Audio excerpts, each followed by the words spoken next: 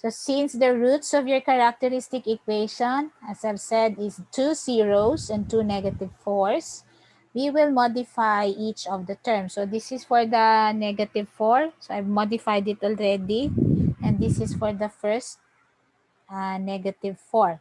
For the 0, you will have C3x and you will have C4. This accounts for the 2 zeros. I modified this one. This accounts for the 2 negative 4s. And you just add the YP to this. And that would be the complete solution of your DE. So your YP is 3x squared e raised to minus 4x.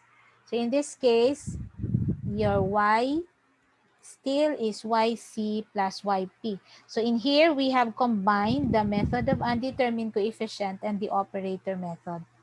So you will copy everything.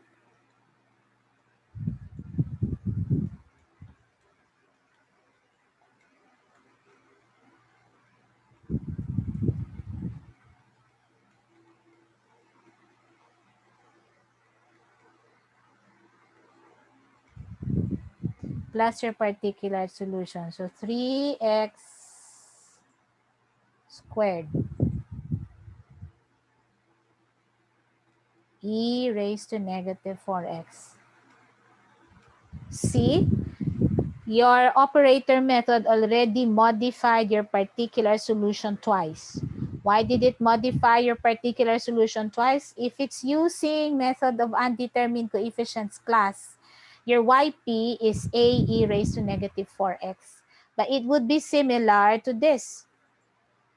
Similar to this. So what was done? It was modified twice.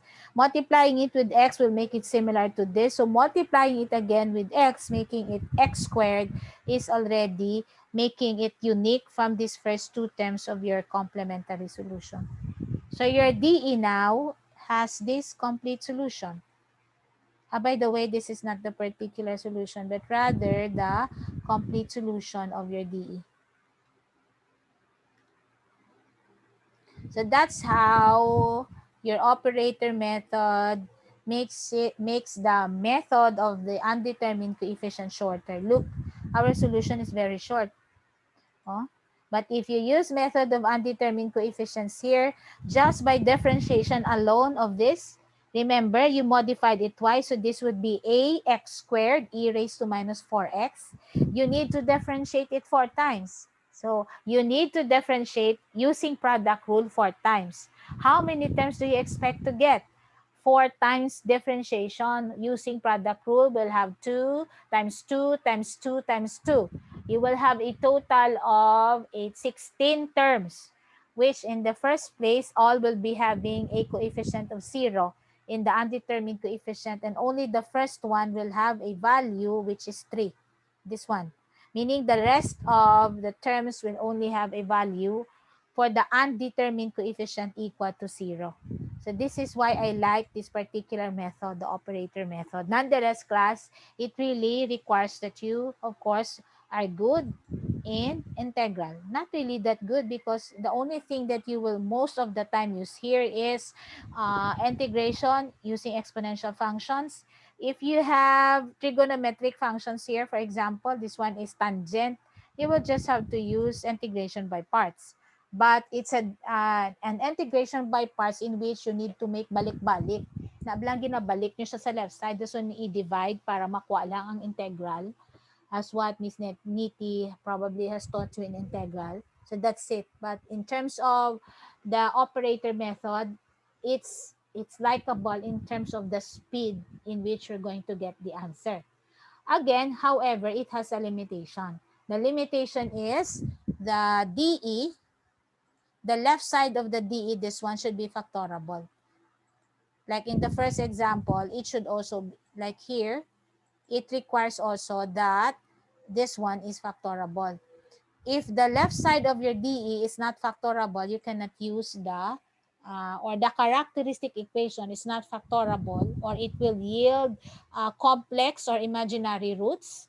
As we have discussed in the method of undetermined coefficients, this particular method will not work. So for today, you're learning two methods. The one that I have pre-recorded this morning, which I will upload together with this, and this one, the operator method. They are methods that you can use in determining solutions of non-homogeneous higher order differential equations. Of course, in terms of shall I say, in terms of the versatility of the method, it is the variation of parameters that does not have any limitation.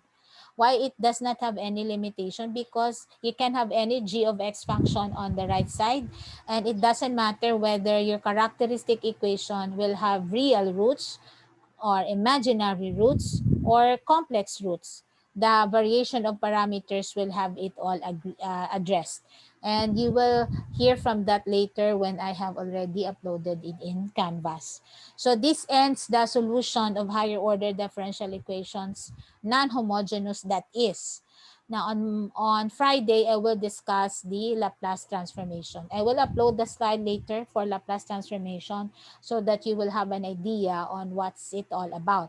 If I have time class, I can have it pre-recorded. That way you can have your Friday as synchronous. You just have to listen to it and then you just need to ask me questions. But nonetheless, for Monday and Wednesday next week, you will have your quiz 2 and 3 because I have already given you your quiz 1. I have also posted in Canvas already your final culminating requirement. The deadline of that is December 23.